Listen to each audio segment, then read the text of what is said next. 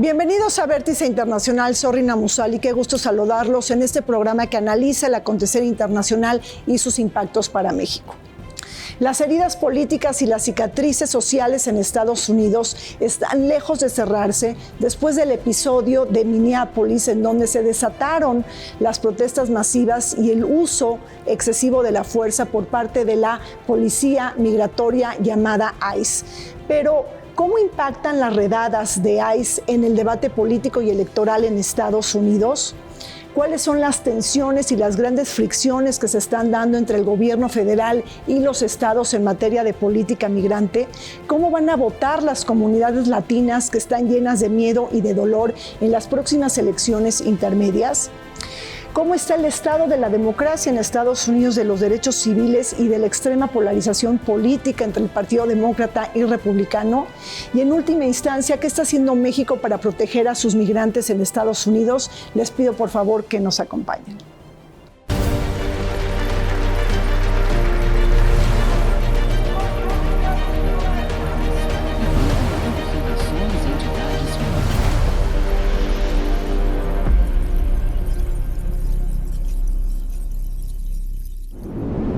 El anuncio del fin de la ofensiva migratoria en Minneapolis el 12 de febrero por Tom Homan, el zar fronterizo, no representa una capitulación política, legal ni discursiva en la Unión Americana. La indignación generada por las protestas masivas del Servicio de Inmigración y Control de Aduanas de los Estados Unidos, registrada en estados republicanos y demócratas, revivió el debate, aún inconcluso, sobre migración, derechos civiles, federalismo, uso excesivo de fuerza, militarización y perfilamiento racial en Estados Unidos. La crisis marcada por la muerte de 2 ciudadanos estadounidenses durante la operación Metro Surge y por el temor extendido de comunidades latinas y no hispanas dejó profundas cicatrices en Minneapolis y evidenció cómo la extrema polarización política ha impedido resolver las tensiones migratorias internas.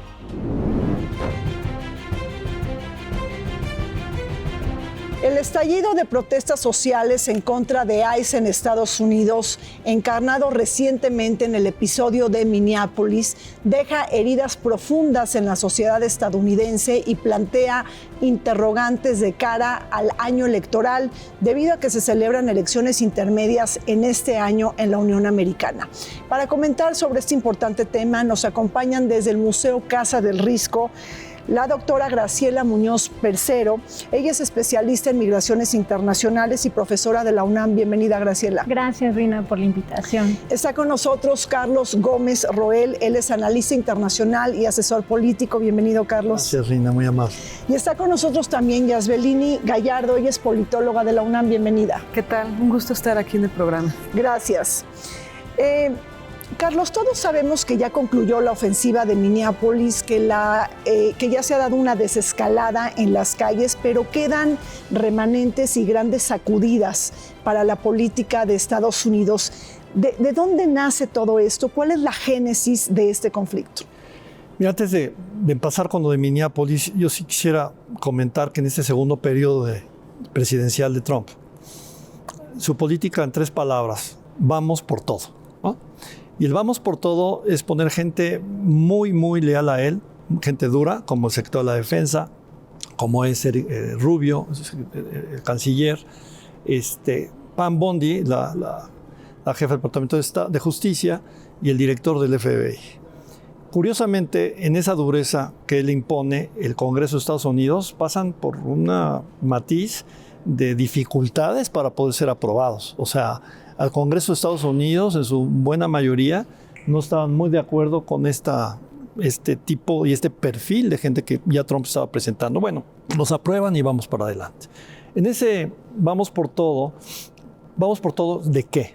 Primero, romper con la hegemonía y con el orden internacional. Eso nadie lo preveía, romper el orden internacional, no hacerle caso a los organismos multilaterales y empezar a vislumbrar de qué forma él va a manejar la política internacional ya con la fuerza, definitivamente con la fuerza, porque con los demócratas, sabemos, son menos beligerantes que los republicanos y ya como que había una desesperación dentro del programa político de Trump y de su gente, dijeron, pues vamos por todo, y entonces ellos empiezan a manejarse en función del conflicto de Medio Oriente. Medio Oriente produciendo o tratar de producir una hegemonía unilateral impulsada por Estados Unidos, pero a la cabeza con Israel. Presentan un plan para destabilizar Irán, con la fuerza militar tratando de desarticular la fuerza nuclear de Irán y sobre todo geopolíticamente el asunto del petróleo, del gas, en la franja de Gaza, que también es una situación geoestratégica. Desarticula a Irán o trata con todas las grupos terroristas, tanto para Gaza como para Líbano, que era muy importante. Eso lo tratan de controlar bien por la fuerza y casi lo pueden lograr. Y después la reconstrucción. Y en América Latina, Venezuela, ¿no? Sí, pero en la parte internacional, fuera de América, en la parte de Medio Oriente, ellos dejan eso y en un plan de reconstrucción, curiosamente, ponen, está nombrado Tony Blair. Ahí lo dejan. Viniendo acá, la frase América para los americanos. ¿Qué sucede? Yo creo que eso empieza con esa reunión que todo el mundo se sorprende, que va Putin a Alaska, ¿no? Y con Trump. Y en esa reunión... Pero no es sorprendente la reunión, digo. Putin y Donald Trump tienen acercamiento desde el primer periodo de Donald Trump. Y yo difiero un poco en la visión respecto a la dinámica demócratas-republicanos, porque es una nueva dinámica. Primero venimos de una confrontación con los británicos, que esto es histórico respecto a los Estados Unidos y es parte de la raíz de la fractura interna en Estados Unidos, porque vemos a un grupo de demócratas realineados con los británicos y a un grupo de republicanos alineados con los israelíes. Y esto además al mismo tiempo se reaglutina a nivel internacional. Trump tratando de frenar en su diálogo con Putin histórico de hace por lo menos 10 años la guerra en Ucrania, siendo interlocutor para frenar el conflicto en Ucrania y al mismo tiempo en una alianza histórica, fuera de serie, con Israel, que le fractura su grupo interno, le fractura al propio Partido Republicano. Y entonces, cuando surge la crisis en Minneapolis, viene de dos crisis: de su confrontación con el Imperio Británico, su alianza con Israel y la fractura del Partido Republicano, que justo esta alianza y esta fractura con el Imperio Británico, con los británicos, no tanto el Imperio Británico, le genera esta crisis fortísima de una guerra civil incipiente, que es la que tiene que equilibrar. El conflicto en Minneapolis viene desde, por supuesto, el tema migratorio, pero además viene del No King's March, donde vimos a unas Fuerzas Armadas capitulando fuera de orden, que es un intento, se podría incluso leer, de desobediencia de grupos específicos de las Fuerzas Armadas. Por eso la necesidad de el ejercicio del uso legítimo de la fuerza al interior del propio Estados Unidos, derivado de este proceso de fractura. A ver, Graciela, ¿cómo estás viendo estos cruces internacionales con la ofensiva migratoria en Minneapolis, que bueno, ya se ha desescalado, ya tenemos una calma mucho más, ya no tenemos esta tensa calma, se han las cosas relajado, pero eso no significa que la problemática haya cesado. ¿Cómo estás viendo esto? Lo que pasó en Minneapolis es algo que Trump quería a la fuerza entrar a un estado, ¿no?, que es santuario. Entonces, a diferencia de otros estados en Norteamérica, no tiene tanta población latina ni tanta población irregular latina.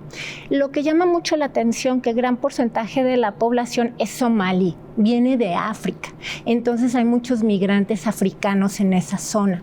Entonces es lo que quería en ese momento, el año pasado, en diciembre, hace unos meses, era desestabilizar esa zona. Y cabe mencionar que a ICE en 2003 le dan un poder muy importante para proteger a los ciudadanos del Homeland Security, o sea, del Departamento de Seguridad. Entonces, teniendo ese poder y obviamente Trump apoya ese poder. Entonces, cuando empiezan a ver que dicen que van por los criminales, por los peores terroristas, realmente van por una minoría, sobre todo somalí, y de ahí viene ese terrorismo y ese miedo que siembra en la población, que los niños no quieren ir a la escuela, que la gente no quiere salir, que se encierran en sus casas, ¿no? Y empieza una comunidad a apoyar.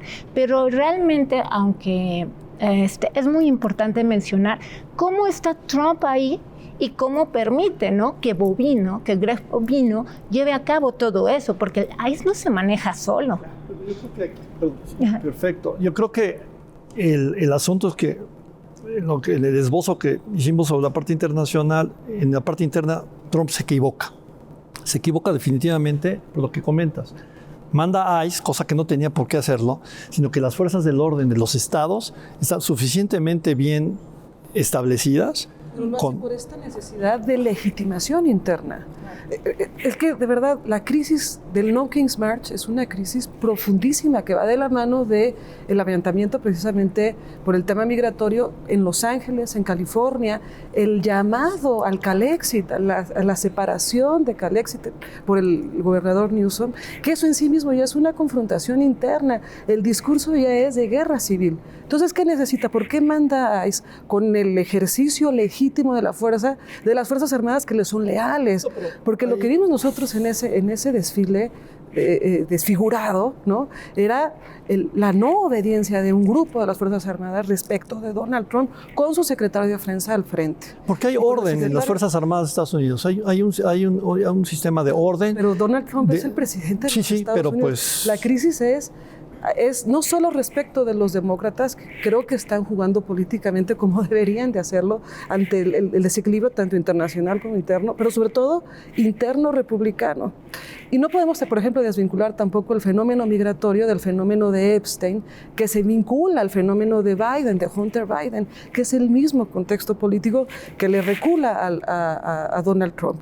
Entonces, cuando se integran los fenómenos, te da el panorama completo de la crisis, porque ¿qué hace la lista de Epstein? Le fractura y le golpea también a figuras clave del Partido Republicano, como el expresidente Bush, por ejemplo, que es una de las fracciones que se encuentran operando de manera más fuerte, por ejemplo, con el secretario Marco Rubio o con el secretario de Defensa. A ver, Carlos, sí. ¿Qué comenta sobre esto? No, bueno, yo creo que ya lo de ICE es muy importante, porque ahí rompe Trump, y se equivoca para mí, rompe Trump con la política interna del orden institucional norteamericano, con las fuerzas del orden de cada uno de los estados que son independientes, que son autónomos y que ellos pueden controlar esto.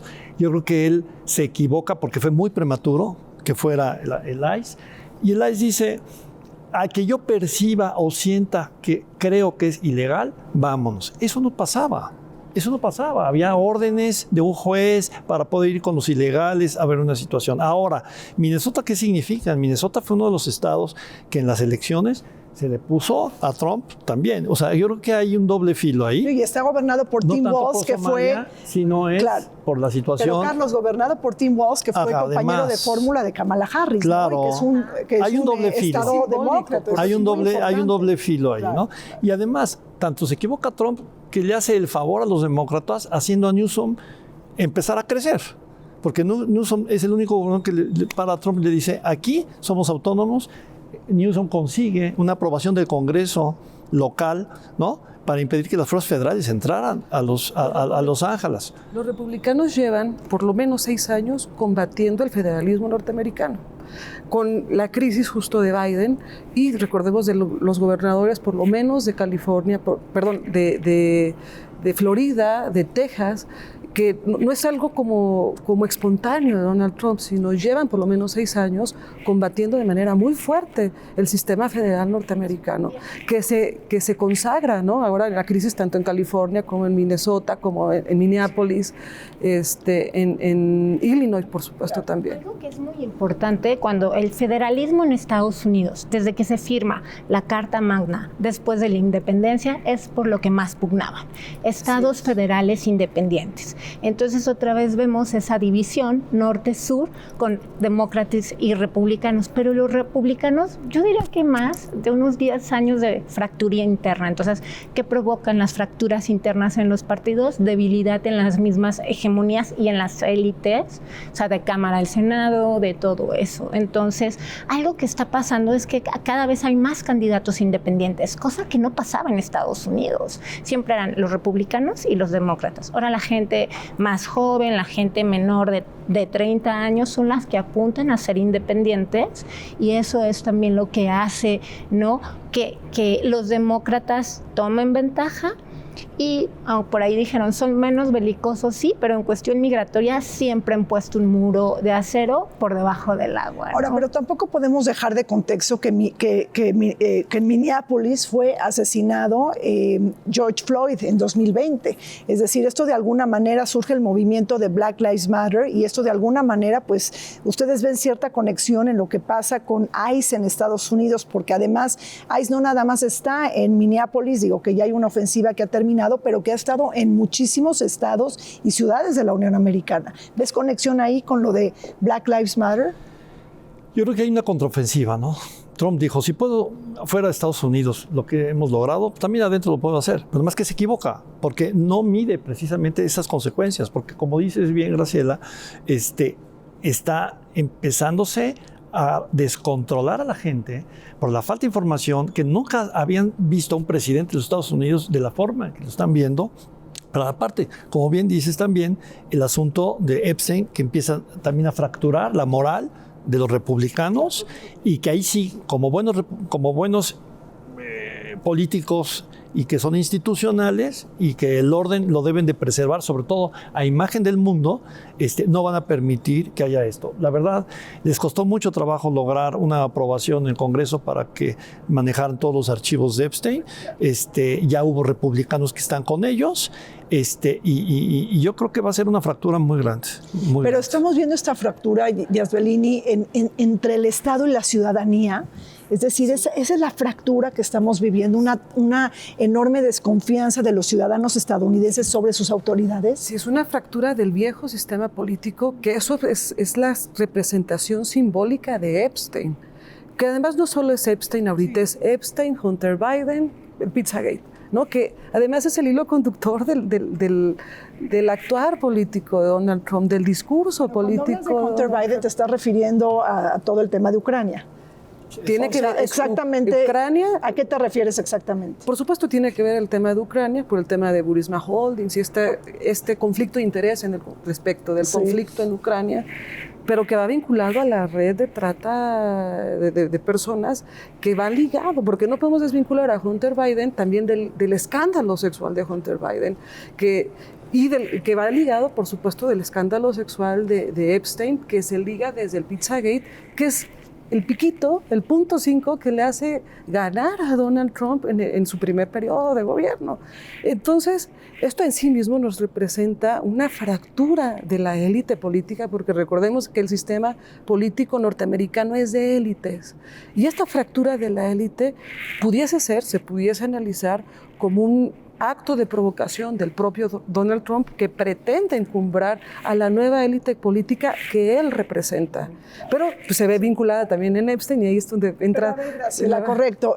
Tomando lo que está diciendo Yasbelini, es decir, hay una fractura de las élites políticas en Estados Unidos, pero también deberíamos de sumarle una especie de guerra cultural permanente. Y entonces, ¿qué mixología me da hoy la temperatura política en Estados Unidos? O sea, ¿qué estamos viendo? Porque Minneapolis no nada más es Minneapolis, es una crisis mucho más amplia del sistema. Realmente estas condiciones migratorias y se puede decir, racismo que vienen, ¿no? O sea, no viene de ahorita que entró Trump. Antes solo amenazaba y amenazaba y amenazaba. Ahora sí, lo cumple, ¿no? Entonces todo el rechazo a los migrantes, a hacer América grande, otra vez que América sea blanca, cuando no tomó en cuenta que tiene 14.5 millones de latinos que le dieron un voto muy importante y ahora lo reprueban. Entonces no midió las consecuencias en decir, vamos con una política migratoria dura, con una política migratoria que va, a romper, muchas votaciones, no tomó en cuenta el voto latino que le dio la victoria ahorita en las elecciones, ¿no? La fractura interna del Partido Republicano, claro, que es la fractura de MAGA, que es su base estructural fuerte, porque recordemos que Donald Trump habla internacional, pero habla de manera interna. Entonces, cuando él manifiesta su discurso migratorio, le está hablando a su base estructural, pero su base estructural se rompió con su alianza con Israel respecto de la guerra, por supuesto, palestino-iraní, pero también que tiene que ver con la guerra en Ucrania, que no ha, digamos, cumplido esta promesa de campaña que fue su bandera al fin de la guerra en Ucrania, y le fractura su base estructural, que el símbolo de esta fractura de la base estructural es el asesinato de Charlie Kirk, y le rompe. Bueno, y la llegada además del Papa León XIV, es un conjunto. Se salva, ¿no? Porque la bala que le rozó, ¿qué hubiera pasado? Sí, de un posible asesinato, claro. Claro. No, pero además le cuesta, ¿no? A Donald Trump. Estamos hablando de la mayor operación de inmigración de la historia. O sea, le genera un costo político a Trump todo esto. Carlos. Mira, yo creo que hablando de la situación en que se equivoca también estructuralmente, caray, las decisiones del Departamento de Justicia para los fiscales de Nueva York, hay fiscales que de plano no se sometieron a algunas decisiones del Departamento de Justicia y renunciaron. Eso nunca se había visto en Estados Unidos, por las ilegalidades que querían, esas órdenes ilegales de Pam Bondi, ¿no? 1, 2, se mete con los despachos más importantes de abogados de Estados Unidos, tratándose de controlar y de todo. Se mete con Harvard. Sí, recuerdan, esa claro. parte, se mete con la academia, se mete con los despachos de abogados, el tipo de plato está desorbitado. Sé que dentro del gabinete a veces no lo pueden controlar. Él dice, yo voy por eso, si se amaneció, vamos contra Harvard, ya Harvard también lo demandó. Pero justo es el símbolo de esta ruptura del sistema, hablando de estas instituciones que sustentan la élite política norteamericana, que él, yo creo que es un acto de provocación para fracturarla, para encumbrar la nueva élite que él representa respecto de sí mismo. Bueno, pues sí, efectivamente reflexiones en torno al episodio de Minneapolis, que ya terminó, que todavía está latente, sus heridas y sus grandes cicatrices. Vamos a hacer un corte, regresamos. La política migratoria de Donald Trump en su segundo mandato ha estado marcada por un endurecimiento en las detenciones y una expansión significativa de la infraestructura de control, particularmente a través del Immigration and Customs Enforcement. Tras registrar poco menos de 14,000 personas detenidas a finales de febrero de 2021, la población bajo custodia se ha quintuplicado en los años posteriores, pasando de 40,500 a 70,805 desde el inicio del nuevo mandato el 20 de enero de 2025. Según datos actualizados al 7 de febrero de 2026, ICE mantenía a 68,289 personas en detención, concentrándose principalmente en estados como Texas, Luisiana, California, Florida y Georgia. Paralelamente, la red de detención se ha ampliado. Para febrero de 2026 había 212 centros activos, 108 más que en enero de 2025, lo que refleja una estrategia orientada a incrementar arrestos, detenciones y capacidad operativa en el sistema migratorio estadounidense.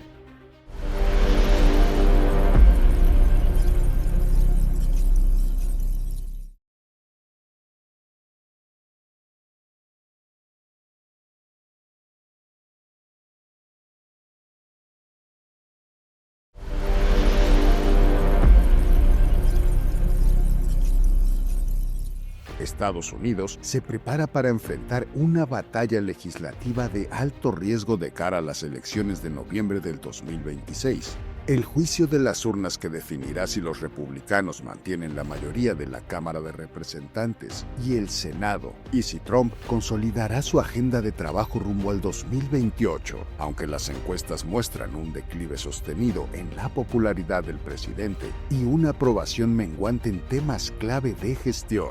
La cuestión migratoria se perfila como un factor electoral clave y definitorio. Las redadas masivas de ICE, las deportaciones aceleradas, inesperadas. La criminalización de personas migrantes y la separación de familias han generado una tormenta mediática y social que trascienden los debates técnicos para incurrir en el terreno de las emociones, percepciones y votos en zonas rurales y urbanas. En este contexto, el voto latino se perfila decisivo. Si bien es el segundo bloque electoral más numeroso después del voto blanco no hispano, su poder en estados bisagra le otorga un peso estratégico que puede inclinar la balanza.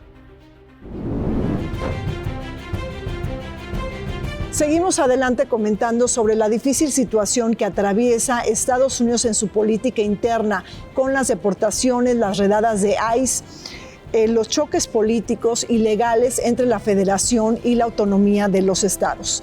Díaz Bellini, te quería yo preguntar si ICE utiliza ciertos rasgos étnicos para detener a las personas. Utiliza, por ejemplo, el idioma, el acento. Inclusive hablar español se pudiera convertir ya en un acto de alto riesgo.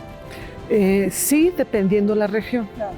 Porque justo analizábamos antes del corte que el caso de Minneapolis no es respecto de la comunidad latina. Que vive un 8% Así más o menos por ahí. Así es, pero la antesala del conflicto de Minneapolis es el conflicto en California, que sí hay una especie de trauma y de persecución por una situación étnica respecto a mexicanos latinos, ¿no? Por ejemplo, el tema de California, el tema de Illinois. Y lo hemos visto que van donde la comunidad hispana se reúne consistentemente, por ejemplo, en partidos de fútbol que se vieron, ¿no? Por ejemplo, impactados porque la comunidad hispana ya no acudía, porque además se hacían las detenciones de manera discrecional a través de juicios de valor, es decir, tienes características que pertenecen a este grupo étnico, entonces primero te capturo, después se rompe además con la presunción de inocencia, que es una base del sistema jurídico norteamericano, en comparación, por ejemplo, del sistema jurídico mexicano, ¿no? Que aquí es la presunción de culpabilidad, allá es la presunción de inocencia, y se rompe también el orden jurídico que va de la mano de todo el proceso judicial que ha llevado Donald Trump, que es parte de esta fractura, ¿no? De la élite del sistema político norteamericano y de tratar de imponer un nuevo régimen político que es la raíz, tal vez, de esta guerra civil incipiente. Así le llama, guerra civil incipiente. ¿Estás de acuerdo con eso? Pues no lo vería tanto como una guerra civil incipiente, sino más bien el inicio de una fractura y de la división que ahorita viene en las votaciones intermedias. Pero quiero mencionar algo muy importante, la violación a las enmiendas en Minnesota. Entonces, el gobernador dice, a ver, están violando la enmienda 10 y la enmienda 4, las cuales es como Estado federado, nosotros tenemos derecho a lo de educación, salud, entonces no importa si los niños son regulares o no, no importa, ellos tienen derecho. Nosotros se los damos, no debe haber persecución. Entonces ahí ya es un choque de ideología. O sea, cuando rompe esa enmienda que viene en la Constitución, que es una enmienda federal, ahí es el punto, o considero que es el punto de partida ya de quiebre de Minnesota y de cómo va Human Rights Watch a vigilar cómo todo apoyo norteamericano con la comunidad somalí, con la comunidad latina, con las diferentes comunidades. Y sí, el español sí es un peligro. Gente de Arizona o de otros lados, incluso en Minnesota, le daba miedo hablar español para que no se los llevaran. Y se los llevaban en camiones y no sabían si luego se los llevaban a Texas, ¿no? Como el caso del niño con su papá. Entonces, pues el idioma y simplemente las características latinas, pues son muy, o sea, es un estereotipo más que nada o una fisionomía muy determinada, ¿no? Entonces, el español considero que ahorita hablar, ¿no? Muchos, incluso puertorriqueños, ni siquiera quieren hablar español por el miedo. Claro. Pero a ver, Graciela, nos estás hablando de algo pues estructural, porque si prácticamente nos estás diciendo que el foco no es el estatus migratorio, nos estás diciendo prácticamente que es en la raza, en los grupos étnicos, pero entonces ya no se encajona solamente, Carlos, en el debate migratorio, sino esto ya es anticonstitucional. Creo que ahí Trump, en el vamos por todo, no toma en cuenta al Congreso. Sí. No toma en cuenta el Congreso, puras órdenes ejecutivas, que hace que la administración pública norteamericana tenga que ser instruida para hacer algo que ellos mismos saben que no está bien y que dicen, bueno, nos vamos a las cortes, y en las cortes también hay un resquebrajamiento, porque si hay jueces o magistrados que fueron puestos desde Biden o con Trump, hay mucha diferencia y hay unos encontronazos tremendos entre estados, entre republicanos, que dicen, ¿qué vamos a hacer? Tú votaste en contra de esto que dijo el presidente Trump. Nosotros, se están reuniendo ya los gobernadores para decir cómo vamos a seguir la línea del presidente.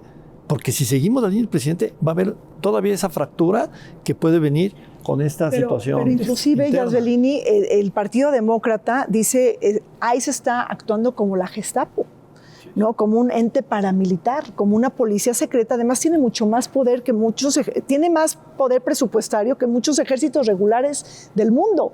¿Qué significa esto, Yazbelini, en términos políticos? Porque tiene que superar esta crisis respecto de las Fuerzas Armadas norteamericanas. Por eso es importante lo que ocurre en Venezuela, porque es un ejercicio legítimo de la fuerza en política exterior, pero de la mano de lo que ocurría con ICE al interior de Minneapolis.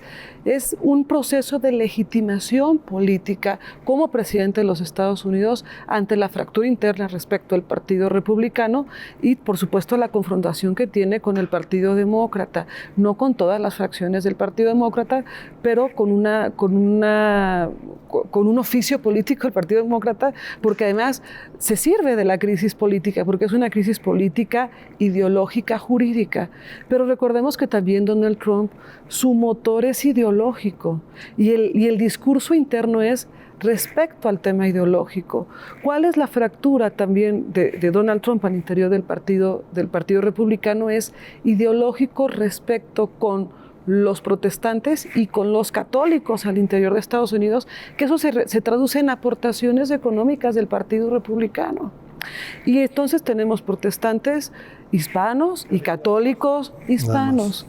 Y que esto tiene que ver con su alianza con Israel y con la rispidez que existe con el Vaticano y con la Conferencia del Episcopado norteamericano. Nos perdemos a veces en la dinámica, nos perdemos de la dinámica interna respecto a Donald Trump, ideológica, política, pero también que es la fuente de la naturaleza de la confrontación política respecto del Partido Demócrata. Pero además la ironía es increíble. Quiere ser el peacemaker y el ganador del Premio Nobel de la Paz y vean la situación interna, es decir, cómo él de alguna manera está pues penetrando, incentivando esas fracturas internas para legitimizarse sobre el poder. Se legitima primero con las acciones internacionales que estaba yo comentando. A partir de la reunión de Alaska, y vuelvo a insistir, él, yo creo que ahí sí tuvo que conciliar con Putin porque no hubiera hecho lo de Venezuela si Putin no hubiera hecho esto. O sea, es parte de los acuerdos. El acuerdo de Venezuela es para darle a Putin una parte del 20% de Ucrania, ¿o de qué se trata? Entonces, él logra, como lo logró, primero, matando a los balseros o a las 80, 100 gentes que mataron indiscriminadamente, que ya generó un problema interno en el Pentágono, porque la ética del ejército norteamericano, eso no se debe de hacer. Hay un comité de ética y eso, precisamente, hasta un almirante lo tuvieron que correr. O sea, así fue. Segundo, si dice, ya logramos Venezuela, pues ¿por qué no vamos, ya impulsamos a ICE para llevarlo a Minneapolis? Y ahí es donde fracasa. Yo digo que fracasa porque viene la fractura. No, como bien dices, el fracaso está en que no ha consagrado el fin de la guerra en Ucrania. Y también se podría leer incluso como una especie de derrota Venezuela diplomática de Rusia. Y aparte, la influencia de Rubio, siendo de origen cubano, acuérdense que mataron a 15, 18 guardias secretas que eran cubanos en Venezuela. Si hubiera estado los Castro, eso no hubiera pasado nunca, no se hubieran atrevido a hacer porque Cuba estaba fuerte. Ahora ya vemos una Cuba muy débil que ni siquiera nada más dijo por ahí un reconocimiento de decir, oye, ya son cubanos, en fin. ¿Qué sucede? Que ya hay estudios que dicen que a lo mejor hasta Rubio pudiera ser más candidato que J.C. Vance en caso de que Trump se vaya. Tiene que ver con la fractura de MAGA, porque la fractura de MAGA le impacta su diálogo diplomático, su cercanía con la Rusia de Vladimir Putin, y le impacta, por supuesto, el liderazgo de Vance, porque con la transición que ocurre en el Vaticano y el diálogo que lleva Vance en Europa, en el proceso europeo, ¿no?, de diplomacia externa norteamericana, se ve tanto Vance como Marco, se ve Vance, y el diálogo con Putin se ve golpeado por esta fractura interna que creo que es la que le puede costar a Donald Trump las intermedias en noviembre, porque hoy los números no le dan, y no tiene que ver con el proceso con los demócratas, porque los demócratas en sí mismos no han crecido, y los demócratas enfrentan respecto de sí mismos su propia fractura y su propia dinámica, que viene de la derrota de Kamala Harris y el intento de golpe de Kamala, ¿no?, que es su fractura. Graciela, ¿no? ¿Cómo estás viendo, todo lo que estamos platicando acá, sobre la deconstrucción de la talla democrática en Estados Unidos? Creo que esto es algo muy importante. Estados Unidos está perdiendo en el ranking internacional una serie de libertades.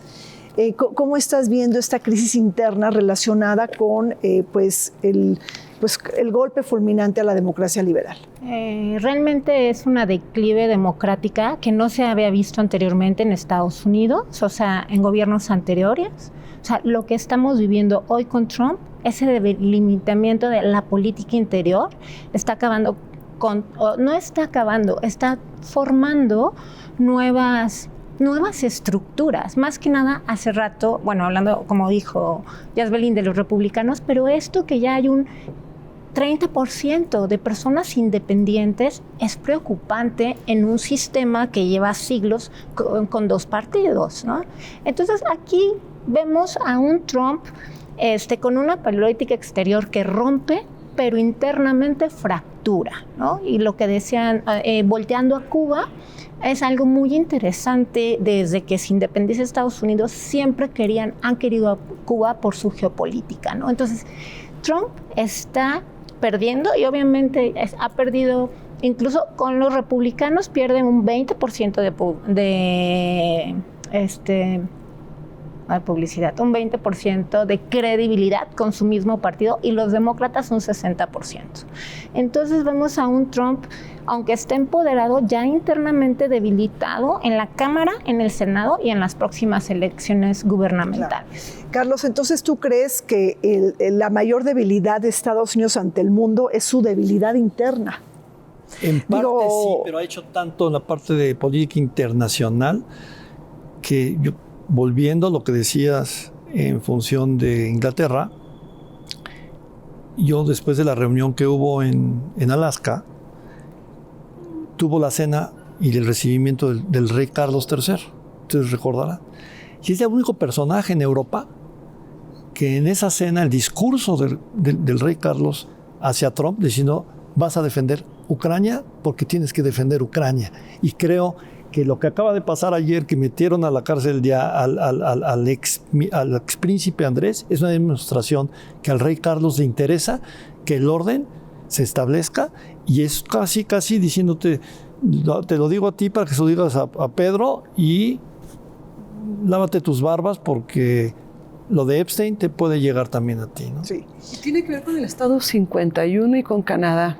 Recordemos que esta crisis con los británicos viene del intento de anexión de Canadá, y que existe al día de hoy con el tema de Groenlandia, porque pues Canadá forma parte del Commonwealth. Y entonces, cuando dice América para los americanos, ¿no?, la doctrina Monroe, que es lo que aplica Trump, y dice Canadá es de Estados Unidos, dice el rey Carlos, dice no, Canadá es el Imperio Británico, y se sienta sobre el trono del Imperio Británico en Canadá, algo que no sucedía hace 60 años. En el contexto del No King's March. Entonces, mientras tenemos el No King's March en Washington, ¿no?, en Washington tenemos el No King's March, el mismo día, al mismo tiempo, estaba la marcha del rey imperial, del rey Carlos, como rey, ¿no?, del Imperio Británico.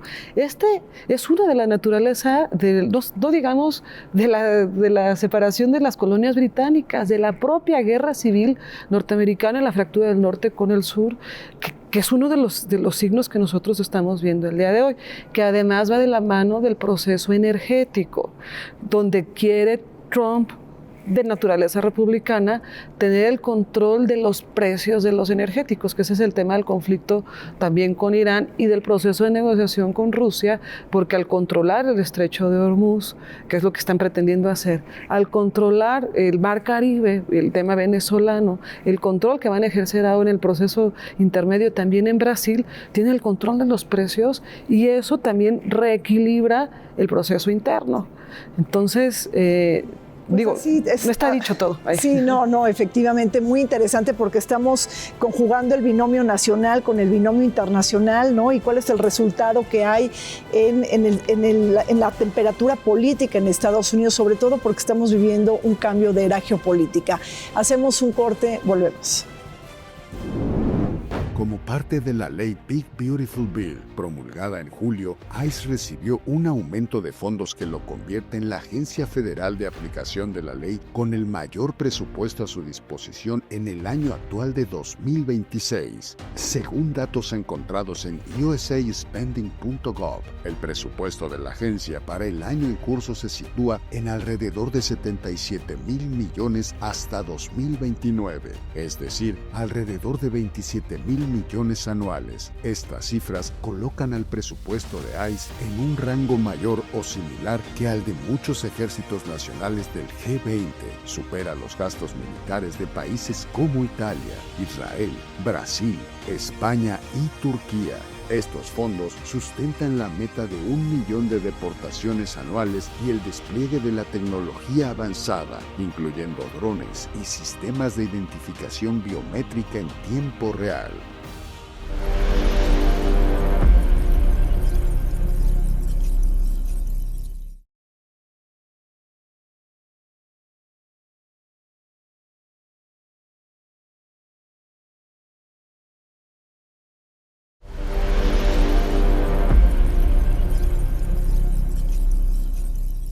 Las redadas migratorias y las deportaciones masivas en Estados Unidos han afectado de manera desproporcionada a las comunidades inmigrantes, especialmente a las latinas. Estos operativos no solo implican detenciones, sino que generan un clima de incertidumbre en barrios enteros donde familias, comercios y redes comunitarias dependen del trabajo de los migrantes, con efectos paralizantes en la vida social y económica.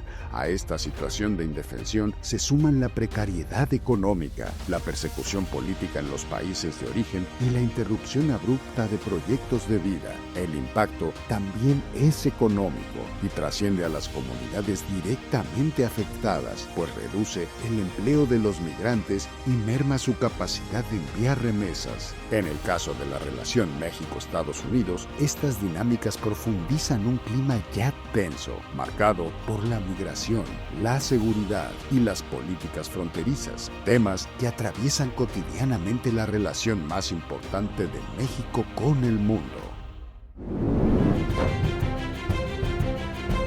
Estamos comentando sobre las cicatrices políticas y sociales, inclusive legales, que ha dejado el episodio de ICE en Estados Unidos y en donde las redadas han tenido también lugar tanto en estados demócratas como republicanos.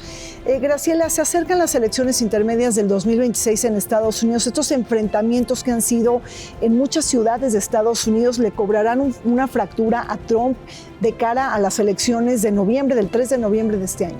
Sí, en la Cámara y en el Senado. ¿Por qué? Porque el voto latino fue muy importante y no solo el voto latino eran de 4, o sea, era 5-1, entonces 1 no votaba y 4 votaban por Trump, por republicanos.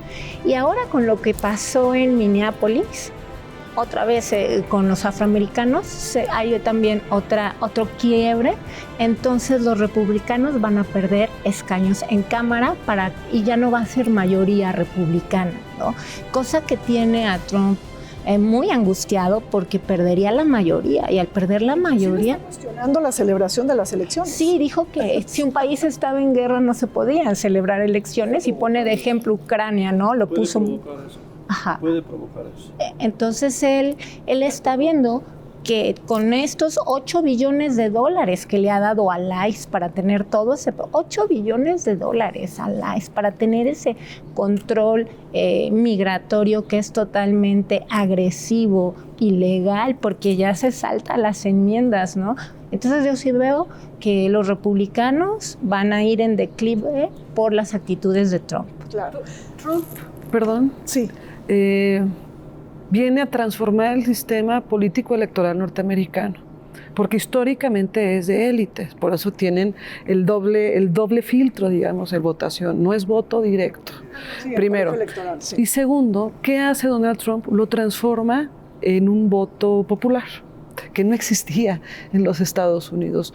Los demócratas intentaron ejercer este proceso de movilización política a través del tema sindical y del tema migratorio, y lo revierte, lo revierte Donald Trump en función de republicanos, que esto es un hito histórico para los republicanos a través de la construcción de esta base estructural que tiene una conformación diversa. La parte gruesa del WASP norteamericano, pero también tiene que ver con las iglesias y la capacidad de movilización de las iglesias protestantes y la propia iglesia católica. Por eso es que hablamos de una ruptura sistémica del sistema político norteamericano y un fenómeno político internacional, sobre todo respecto de Occidente, que es la superación de los valores democráticos en prácticamente toda la región, que surgen también con la llegada, con el primer periodo de Donald Trump. Entonces vienen nuevas reglas porque vemos a un Elon Musk, ¿no? En una dicotomía, no sé si juegan al blanco y al negro, a veces se contentan y a veces se pelean, replanteando el sistema electoral norteamericano, donde piden un filtro para el proceso de elección que no existe en la cuna de la democracia, ¿no? O en el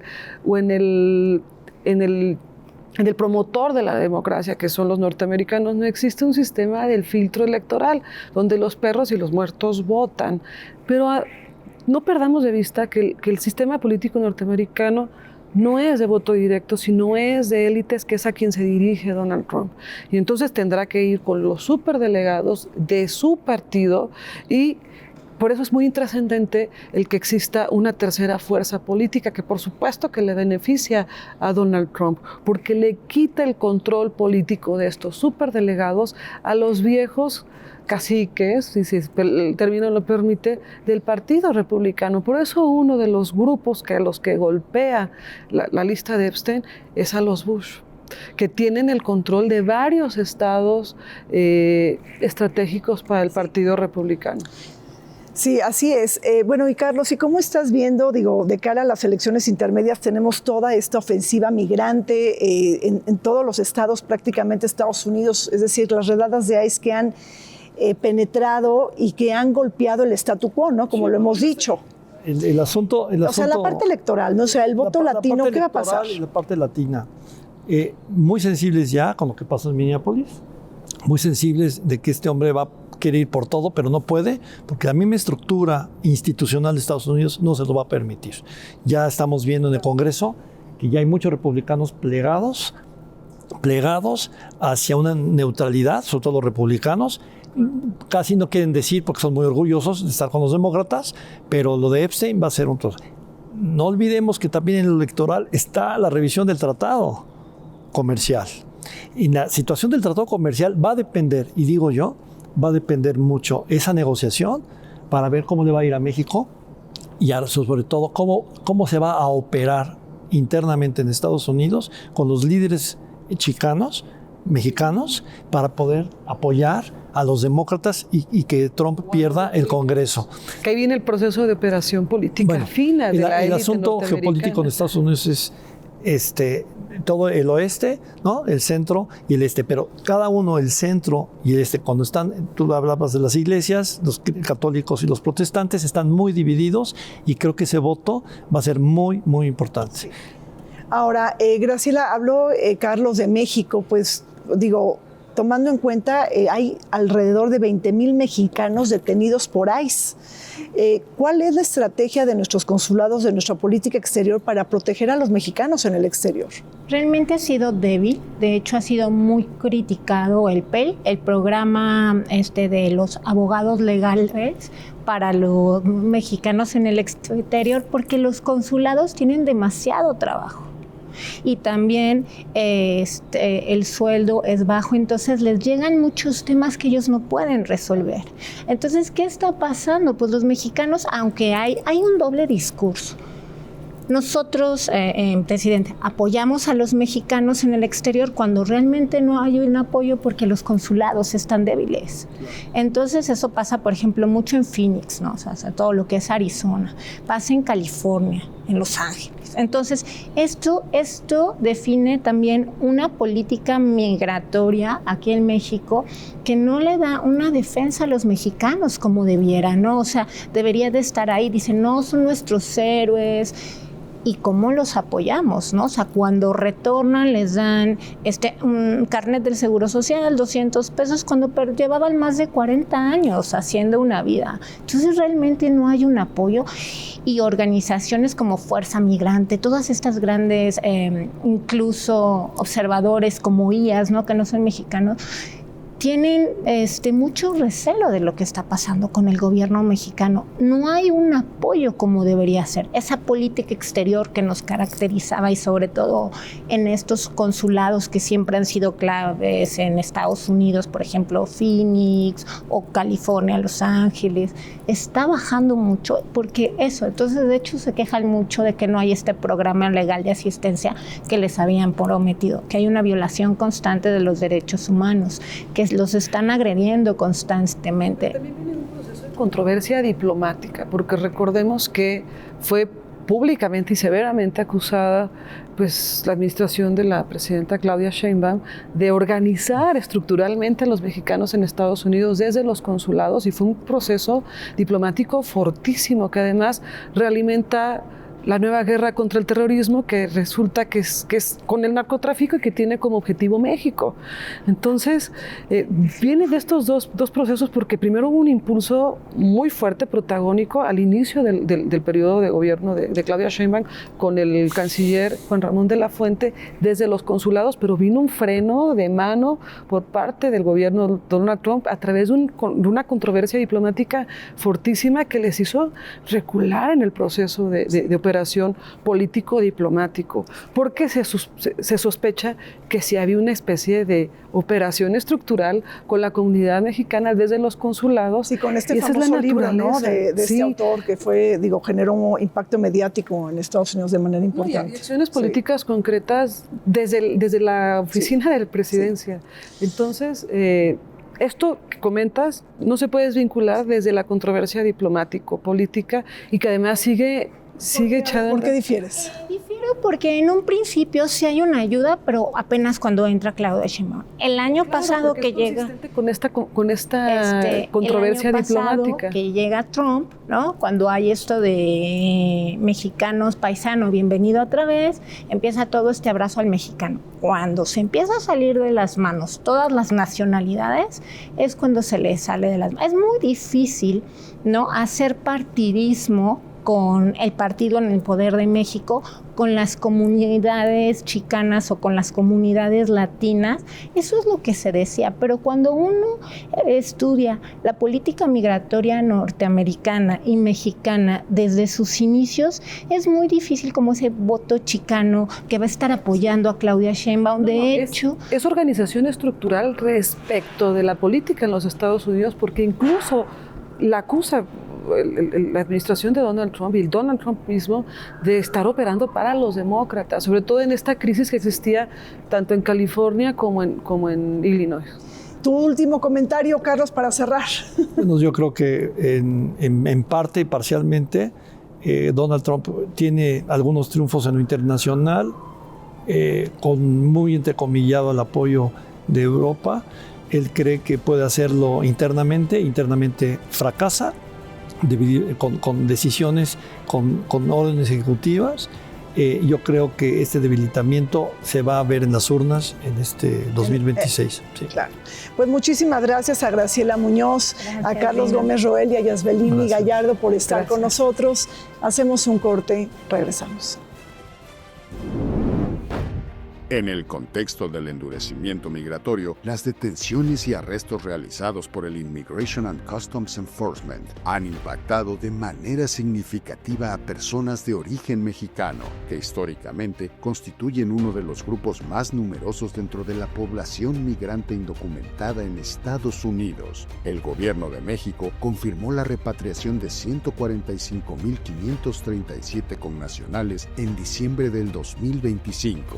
Mientras que estadísticas del ICE para el año fiscal 2025, a falta de una actualización, señalan poco más de 11.500 arrestos y 17.800 detenciones. Al cierre de enero de 2026, la población total en detención alcanzó las 70.766 personas. Ante esto, el personal consular ha realizado un promedio de 29 visitas diarias para verificar las condiciones y garantizar el debido proceso. Se nos acabó el tiempo en Vértice Internacional. Soy Rina Musali y me despido de ustedes, no sin antes agradecer al Museo Casa del Risco todas las facilidades brindadas para la grabación de este programa. Hasta pronto.